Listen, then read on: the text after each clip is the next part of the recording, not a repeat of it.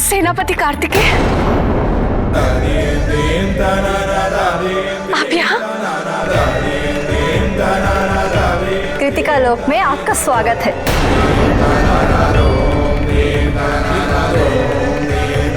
पधारिए कुमार। कृतिका लोक आपके पद आगमन से धन्य हुआ। हम आपके लिए जल और आहार का प्रबंध करते हैं। आइए, अरे कोई आसन तो बिछाओ।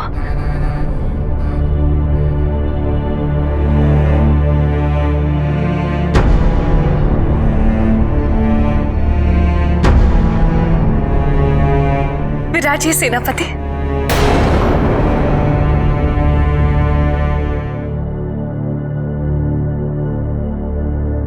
मैं तो यहां अपने अस्तित्व को ढूंढने आया था। सोचा था कि समस्त ब्रह्मांड में यही एक स्थान जहां मुझे अपने वास्तविक रूप की अनुभूति प्राप्त होगी।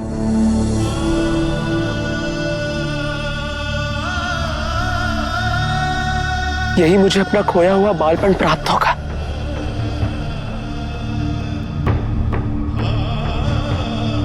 किंतु अब तो ऐसा प्रतीत होता है कि यहां पर भी मेरी स्मृतियों को महादेव और आदि शक्ति के पुत्र सेनापति कार्तिकेय के भाले ने कभी का भेद दिया है।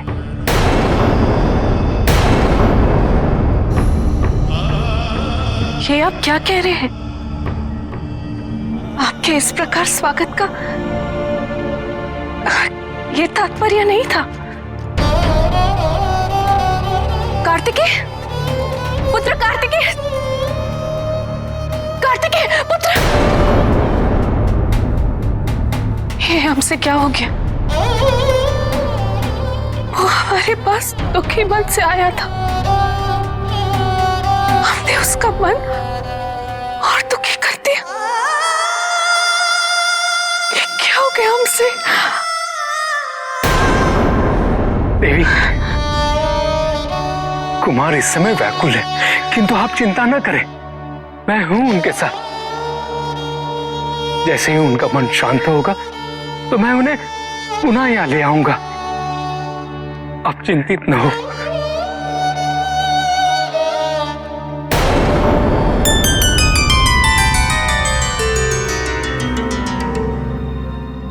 प्रभु देवराज इंद्र ने कार्तिकेय के साथ अच्छा व्यवहार नहीं किया।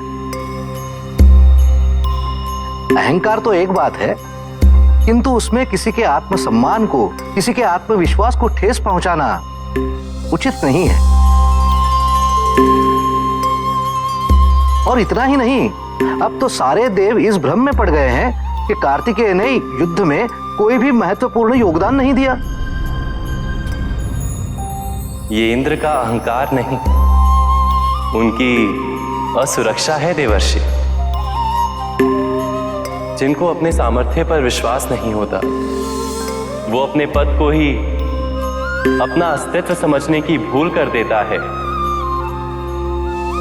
तब उसे सदैव इस बात का भय लगा रहता है कि कोई उससे उसका सिंहासन छीन ना ले। देवराज इंद्र को भी कार्तिकेय से यही भय है। देवराज इंद्र ये भली भांति जानते हैं कि इस युद्ध में विजय कार्तिकेय के बिना संभव नहीं होती, किंतु वो इस बात का श्रेय कार्तिकेय को ना देकर अन्य देवताओं के समक्ष अपनी प्रधानता स्थापित करना चाहते हैं। मुझे तो चिंता कार्तिकेय की हो रही है। इंद्रदेव के कथन से उसे अत्यंत कष्ट पहुंचा है। वो शंकाओं से घिरा हुआ है। विजय के पश्चात प्रत्येक योद्धा को ये परीक्षा देनी पड़ती है देवी। विजय पाके स्वयं से पराजित न होने की परीक्षा। अपेक्षित है कि इंद्र इस परीक्षा में उत्तीर्ण नहीं होंगे, किंतु कार्तिकेय की प्रतिक्रिया उसके व्यक्तित्व की परिपक्वता का मार्ग निर्धारित न करे, उसके भविष्य का मार्ग निर्धारित न करे।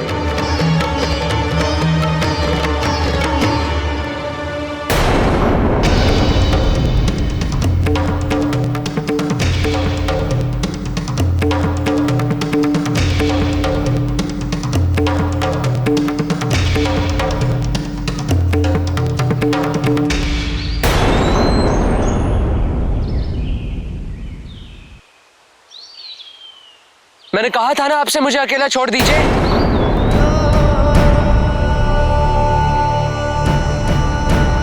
आपके आदेश का पालन करना मेरे लिए संभव नहीं है कुमार, संभव नहीं है। मैं नहीं जानता कि आपके लिए क्या संभव है और क्या नहीं, किंतु इस समय मैं एकांत चाहता हूं। आप कृपा करके मेरे पीछे मत आइए। कुमार, मैं आपके मनोस्थिति को समझ सकता हूं, किंतु देवराज इंद्र के कथन से आप भ्रमित हो चुके हैं और कुछ नहीं। और यही तो वो चाहते थे कि आप आपके आत्मविश्वास से विचलित हो जाए।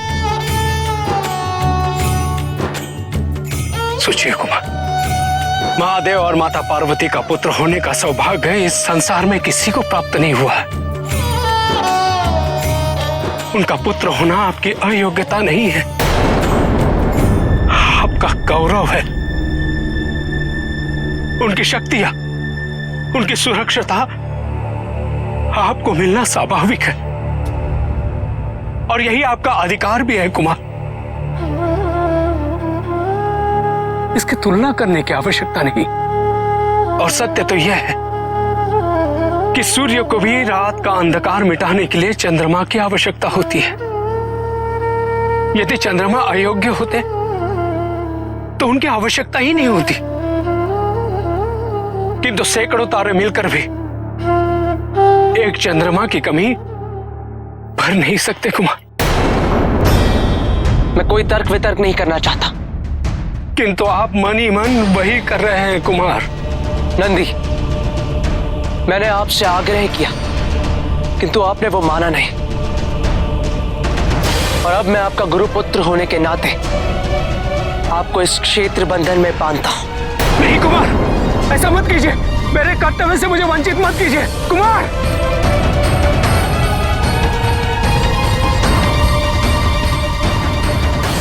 कुमार,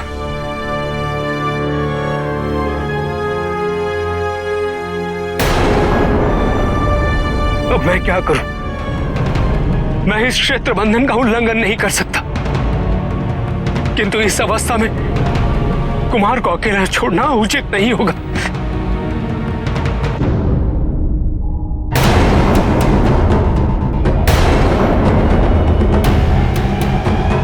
अब क्या करूं मैं? पितामह, गुप्तचरों से यह सूचना मिली है कि महादेव दक्षिण दिशा की ओर प्रस्थान कर चुके हैं, कैलाश से बहुत दूर। कार्तिकेय इस समय वन में नंदी के साथ। यदि आप कहें यह उचित नहीं होगा। तुम स्वयं अपनी मृत्यु को न्योता दे रहे हो, और उससे भी अधिक तुम महादेव के पुत्र को हानि पहुंचाकर समस्त असुर सभ्यता का विनाश सुनिश्चित कर रहे हो। किसी भी सभ्यता का विनाश उसकी कायरता सुनिश्चित करती है शुक्राचार्य। और वो जीवन ही क्या गंभीरता से भरपूर ना हो। शमशान में वास करने वाले महादेव को आभास होना चाहिए पुत्र की चिता का ताप कैसा होता है, कैसी होती है उसके जलते हुए शरीर की गंध। महादेव अपनी देह पर भस्म लगाते हैं ना, तो मैं भी चाहता हूं कि वो अपने पुत्र की भस्म अपने शरीर पर लगाकर देखें।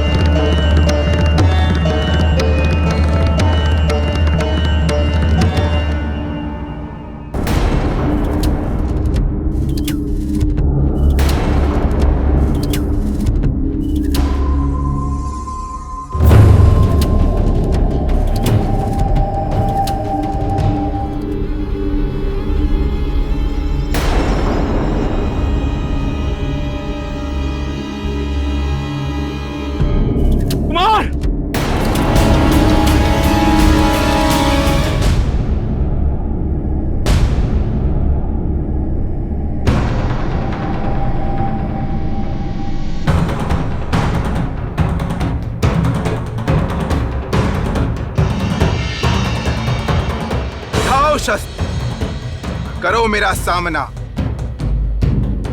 सेनापति कार्तिकेय,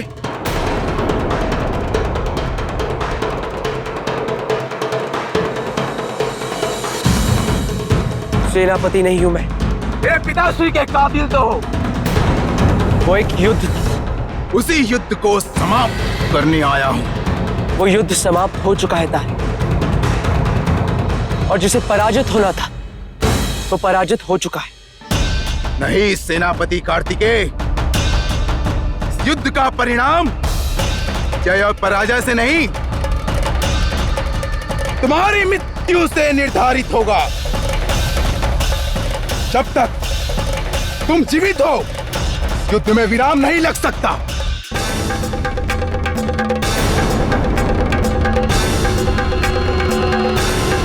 पिता की हथेली नहीं मिली, पीठ दिखाकर भाग रहे हो।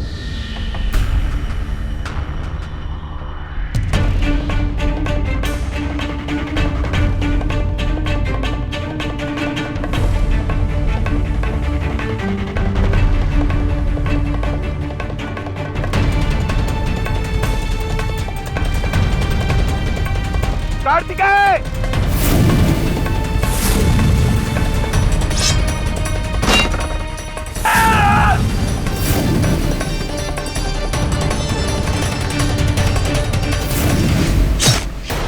कुमार, यह आपने क्या कर दिया? मुझे इस सीमा रेखा में क्यों बांध दिया?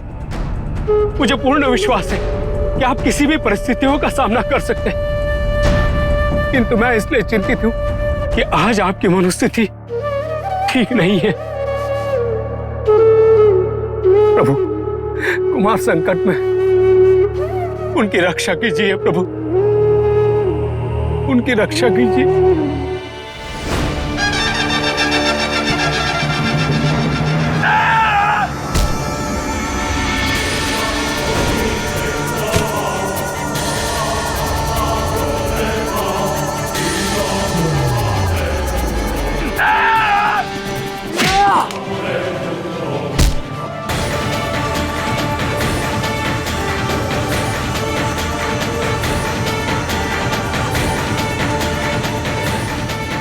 मैंने मना किया था, किंतु तुमने मेरी बात नहीं मानी। अब इस युद्ध को विराम मैं लगाऊंगा, तुम्हारी मृत्यु से तारे।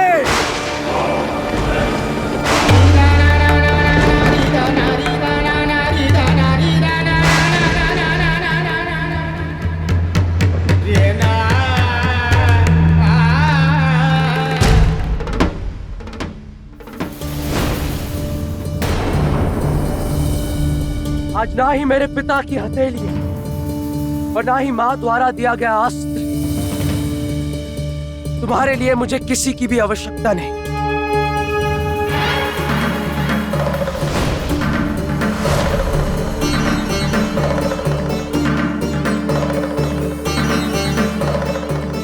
युद्ध में छल करना तुम्हारे पिता की विशेषता थी, मैं अपने निहत्थे शत्रु पर प्रहार नहीं करता।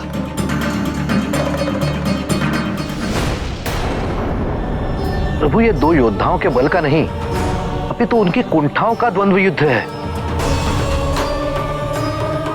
यदि समय पर रोका नहीं गया तो भीषण रूप धारण कर सकता है, और महादेव के सिवा कार्तिकेय को कौन रोक सकता है? प्रभु,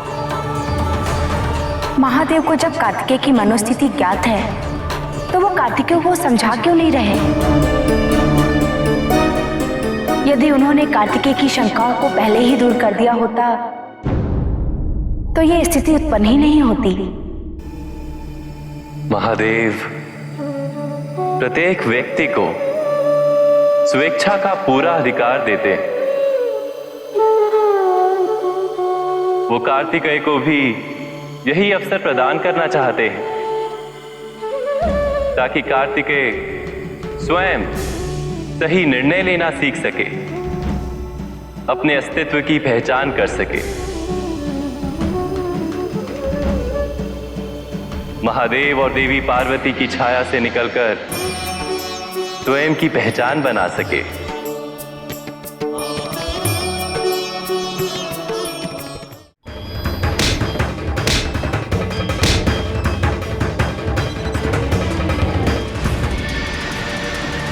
यदि महादेव ने इन्हें अपनी हथेली पे न रखा होता, क्या इनके लिए तारकासुर का वध करना संभव हो पाता?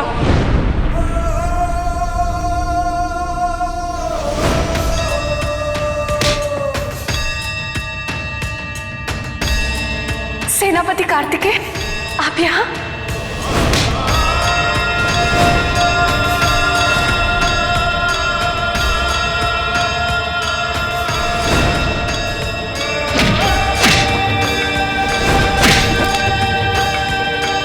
कार्तिकेय का जन्म जिस महान उद्देश्य की पूर्ति हेतु हुआ था, वो था देवताओं की रक्षा और इस समस्त संसार का संरक्षण।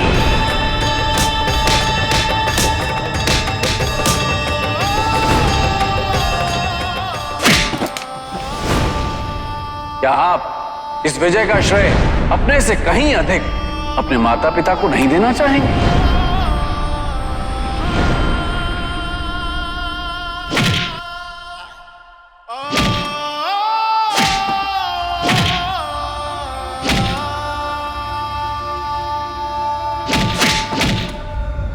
क्यों सेनापति कार्तिकेय? सेनापति कार्तिकेय, सेनापति के रूप में उन्हें सशक्त बनाया। सेनापति कार्तिकेय, सेनापति कार्तिकेय, क्यों सेनापति कार्तिकेय? सेनापति कार्तिकेय, सेनापति के रूप में उन्हें सशक्त बनाया।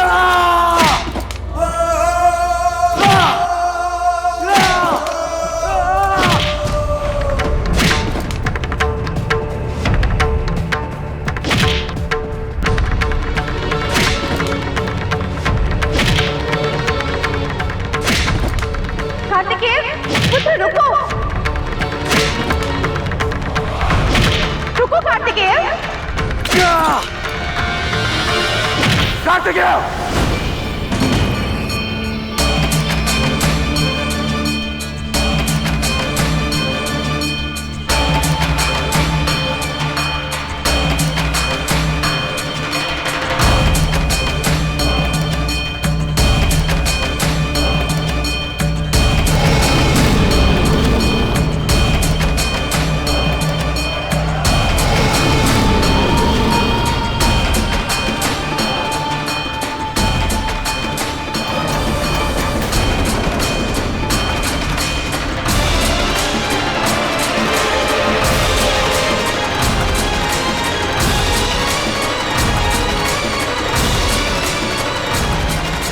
क्या हो गया है तुम्हें? क्या कर रहे हो? इसका आभास भी है तुम्हें? हाँ पिताजी, वही तो कर रहा था पिताजी,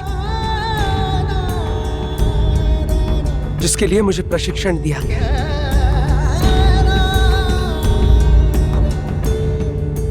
अपने निर्णय स्वयं लेना, एक योद्धा बनना, असुरों का संहार करना, यही तो एक सेनापति का धर्म है और एक शिव पुत्र का कर्तव्य। तुम्हें प्रशिक्षण एक योद्धा बनने के लिए दिया गया था, क्रूर बनने के लिए नहीं।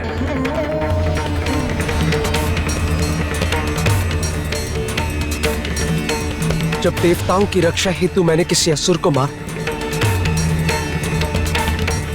तो मैं योद्धा कहलाया। और अब जब मैंने इसे अपनी आत्मरक्षा के लिए मारा, तो मैं क्रूर हो गया।